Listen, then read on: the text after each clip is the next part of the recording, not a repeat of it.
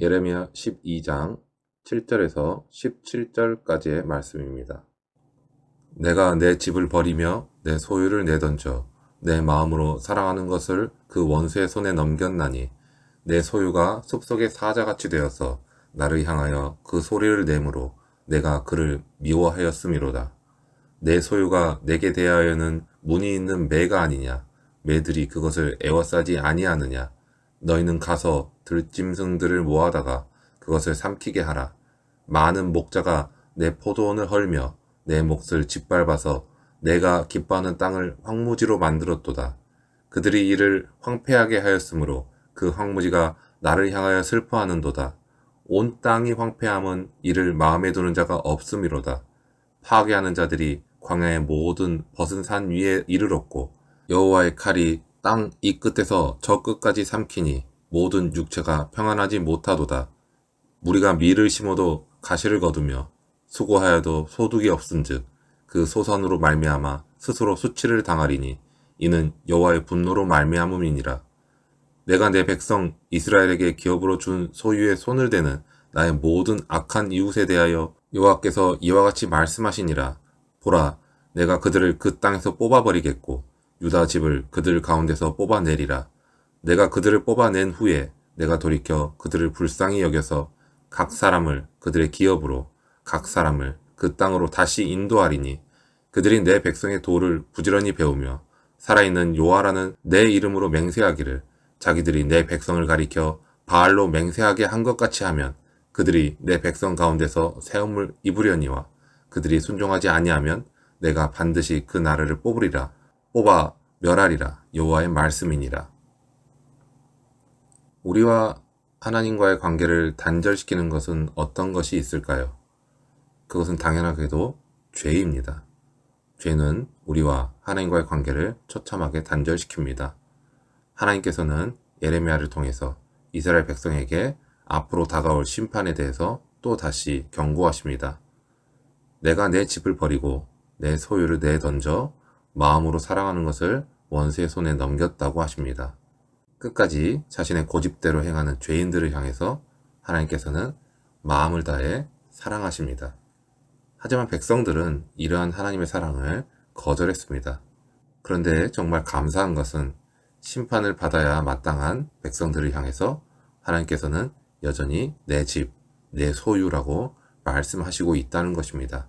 자신의 집을 버려야 하는 그 마음은 얼마나 고통스러운 마음일까요?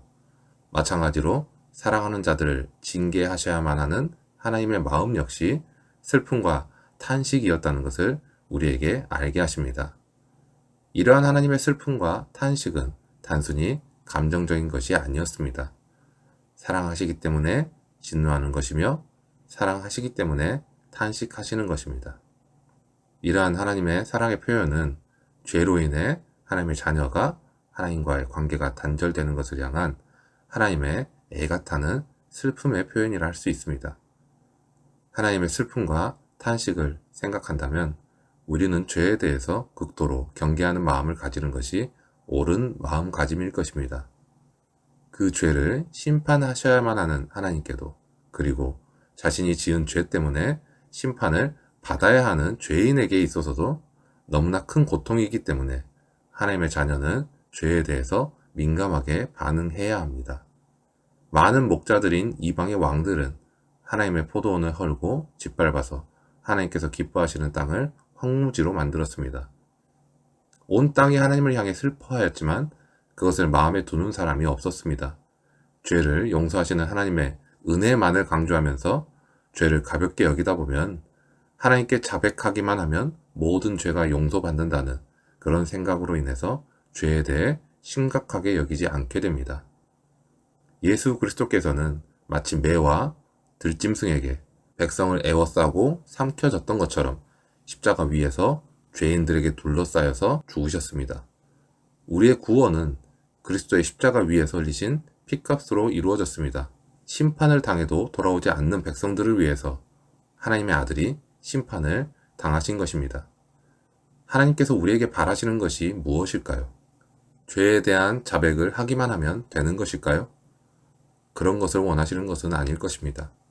우리는 스스로 열심으로 노력하고 무엇인가를 향해 달려갔다고 생각하지만 그것이 하나님을 떠난 열심이나 수고라 한다면 그 안에 하나님께서 원하시는 열매를 맺지는 못할 것입니다.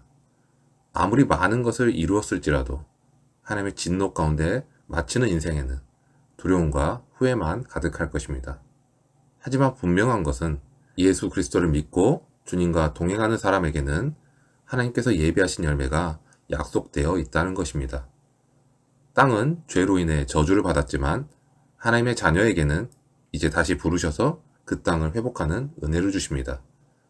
그리고 죄로 인해 하나님과의 관계가 단절되었던 하나님의 자녀들에게 다시 관계가 회복됨으로 인해서 열매를 맺으며 그렇게 하나님과 동행하게 되면 하나님의 자녀에게 징벌의 도구로 쓰임을 받았던 이방의 세력에게도 심판을 내리십니다. 하나님께서는 그들을 그 땅에서 뽑아버리시고 유다 백성들은 그들 가운데서 뽑아내겠다고 하십니다. 아수르나 바벨론이 선하기 때문에 하나님께서 쓰신 것은 아닙니다. 높아지고 세력이 커지며 확장되는 것이 무조건 하나님께서 사랑하시며 함께 하신다는 것에 증거가 되는 것은 아닙니다. 창세기에서도 나오지만 하나님을 모르는 사람들은 그 세력을 확장하며 높아지고자 바벨탑도 쌓았습니다. 즉 아수르나 바벨론이 아무리 강대국이며 많은 능력을 가진 존재라 하더라도 그들이 하나님께서 보시기에 선해서 그렇게 된 것은 아니라는 것입니다. 그들을 나름대로 쓰시기 위해서 그렇게 허락하셨고 또 그렇게 허락하신 대로 되었던 것입니다. 우리는 하나님을 믿지 않는 자들에 대해 좋지 않은 감정을 가질 때가 많습니다. 마치 믿지 않는 자들은 마귀의 세력이며 없애야 하는 존재라고 여기는 것이 그런 마음에 속합니다. 그런데 하나님께서는 징계를 내리시는 이방 민족에게도 기회를 주십니다. 그들이 하나님의 도를 확실히 배우고 하나님의 이름을 부르면 하나님께 속하게 해주시겠다고 말씀하십니다.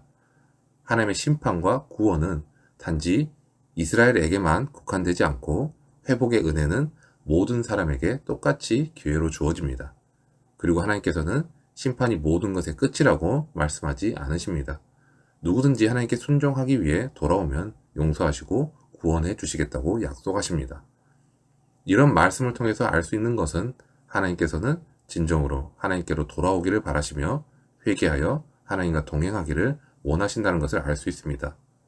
그러나 하나님의 그 말씀에 순종하지 않으면 하나님께서는 그 나라를 뽑아서 멸하실 것입니다. 우리는 모두 말씀의 약속에 담긴 은혜를 따라 구원을 받은 사람들입니다. 심판을 당할 세상의 기준에 자신의 소망을 두지 마시기 바랍니다.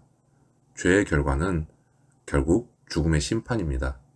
그러나 너무나 사랑하시는 하나님께서는 심판을 받는 그 영혼들을 보시면서 안타까워하시며 탄식하십니다. 우리가 하나님의 이러한 고통과 탄식이 가득한 사랑의 마음을 이해한다면 우리 가운데 있는 악의 어떠한 모양이라도 마땅히 버려야 할 것입니다. 하나님께서 죄인들을 심판하시는 목적은 그들을 파멸시키기 위해서가 아닙니다. 하나님께서 예수 그리스도를 보내신 것은 심판이 시작된 것도 있지만 우리를 구원하시기 위해서였습니다. 하나님께서는 지금도 죄인들을 기다리고 계십니다. 지금도 여전히 사랑으로 탄식하시며 회개하라 천국이 가까이 왔느니라 말씀하십니다. 사랑하는 여러분, 우리가 이전에 섬기던 것들에 유혹되어서 이전으로 돌아가기보다는 여전히 사랑으로 말씀하시는 하나님 앞에서 회개함으로 오직 영원하신 하나님의 구원, 우리 주 예수 그리스도를 믿고 사랑하는 하나님과 동행하는 하나님의 자녀가 되시기를 소망합니다.